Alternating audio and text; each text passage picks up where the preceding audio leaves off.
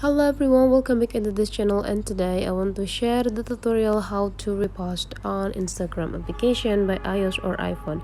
So first thing we have to do is just open the Instagram application, and after that we just need to decide which video or which post that we want to repost on our Instagram too.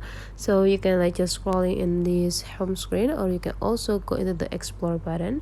You just need to scrolling down and find out what is the best post that you want to repost on your Instagram. Okay, for example, I think I will try a okay, let's do it this. I want to repost this, so you just need to go focusing on this three small button here, and after that you just need to click this plain symbol and go click add to your story.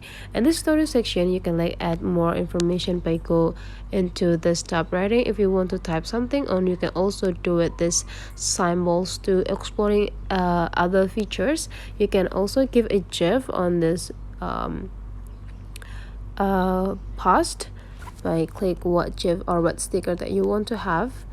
Okay, and after that you just need to choose one, and now you just need to adjusting the position of the gif that you want to have, and as well as adjusting the size.